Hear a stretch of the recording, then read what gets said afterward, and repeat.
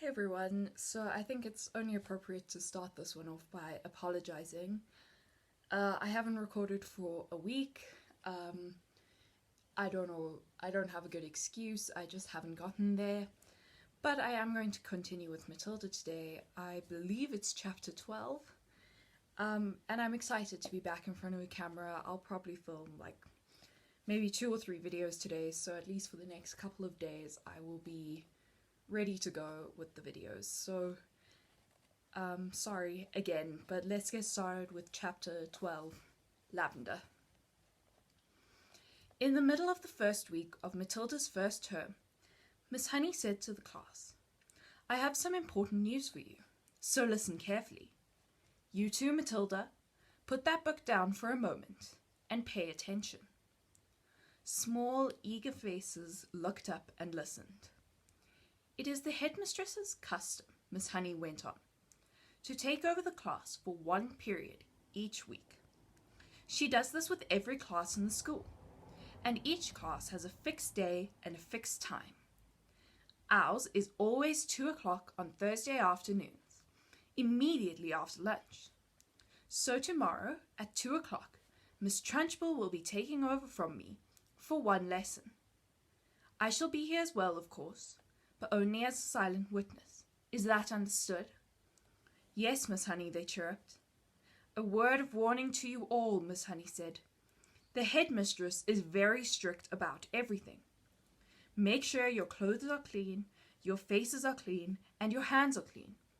Speak only when spoken to. When she asks you a question, stand up at once before you answer it. Never argue with her. Never answer back. Never try to be funny. If you do, you will make her angry, and when the headmistress gets angry, you had better watch out." "You can say that again," Lavender murmured. "I am quite sure that she will be testing you on what you are meant to have learned this week, which is your 2 times table. So I strongly advise you to swat it up when you get home tonight. Get your mother and father to hear you on it." "What else will she test us on?" someone asked. "Spelling," Miss Honey said. "Try to remember everything you have learned these last few days. And one more thing. A jug of water and a glass must always be on the table here when the headmistress comes in. She never takes a lesson without it. Now, who will be responsible for seeing that it's there?" "I will," Lavender said at once. "Very well, Lavender," Miss Honey said. "It will be your job to go to the kitchen and get the jug and fill it with water and put it on the table here with a clean, empty glass just before the lesson starts." "What if the jug's not in the kitchen?" Lavender asked. "There are a dozen headmistress's jugs and glasses in the kitchen," Miss Honey said. "They are used all over the school." "I won't forget," Lavender said. "I promise I won't." Already, Lavender's scheming mind was going over the possibilities that this water jug job had opened up for her. She longed to do something truly heroic. She admired the older girl Hortensia to distraction for the daring deeds she had performed in the school. She also admired Matilda, who had sworn her to secrecy about the parrot job she had brought off at home, and also the great hair oil switch which had bleached her father's hair. It was her turn now to become a heroine, if only she could come up with a brilliant plot. On the way home from school that afternoon, she began to mull over the various possibilities, and when at last the germ of a brilliant idea hit her, she began to expand on it and lay her plans with the same kind of care the Duke of Wellington had done before the Battle of Waterloo. Admittedly, the enemy on this occasion was not Napoleon, but you would never have got anyone at Cruncham Hall to admit that the headmistress was a less formidable foe than the famous Frenchman. Great skill would have to be exercised, Lavender told herself, and great secrecy observed if she was to come out of this exploit alive. There was a muddy pond at the bottom of Lavender's garden, and this was the home of a colony of newts. The newt, although fairly common in English ponds, is not often seen by ordinary people because it is a shy and murky creature. It is an incredibly ugly, gruesome-looking animal, rather like a baby crocodile, but with a shorter head. It is quite harmless, but doesn't look it. It is about 6 inches long and very slimy, with a greenish-grey skin on top and an orange-coloured belly underneath. It is, in fact, an amphibian, which can live in or out of water. That evening, Lavender went to the bottom of the garden, determined to catch a newt. They are swiftly moving animals and not easy to get a hold of. She lay on the bank for a long time, waiting patiently until she spotted a whopper. Then, using her school hat as a net, she swooped and caught it. She had lined her pencil box with pondweed, ready to receive the creature. But she discovered that it was not easy to get the newt out of the hat and into the pencil box.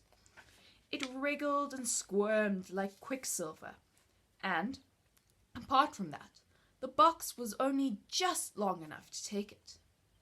When she did get it in at last, she had to be careful not to trap its tail in the lid when she slid it closed. A boy next door called Rupert Entwistle told her that if you chopped off a newt's tail, the tail stayed alive and grew into another newt 10 times bigger than the first one. It could be the size of an alligator. Lavender didn't quite believe that, but she was not prepared to risk it happening. Eventually, she managed to slide the lid of the pencil box right home, and the newt was hers. Then, on second thoughts, she opened the lid just the tiniest fraction so that the creature could breathe. The next day, she carried her secret weapon to school in her satchel. She was tingling with excitement. She was longing to tell Matilda about her plan of battle. In fact, she wanted to tell the whole class. But she finally decided to tell nobody. It was better that way, because then no one, even when put under the most severe torture, would be able to name her as the culprit. Lunchtime came. Today it was sausages and baked beans, Lavender's favourite, but she couldn't eat it. "Are you feeling all right, Lavender?" Miss Honey asked from the head of the table. "I had such a huge breakfast," Lavender said. "I really couldn't eat a thing." Immediately after lunch, she dashed off to the kitchen and found one of the Trunchbull's famous jugs. It was a large bulging thing made out of blue glazed pottery.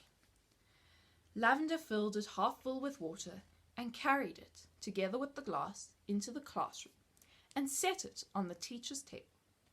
The classroom was still empty. Quick as a flash, Lavender got her pencil case from her satchel and slid open the lid just a tiny bit. The newt was lying quite still. With great care, she held the box over the neck of the jug and pulled the lid fully open and tipped the newt in. There was a plop as it landed in the water. Then it thrashed around wildly for a few seconds before settling down. And now, to make the newt feel more at home, Lavender decided to give it all the pondweed from the pencil box as well. The deed was done. All was ready. Lavender put her pencils back into the rather damp pencil box and returned it to its correct place on her own desk.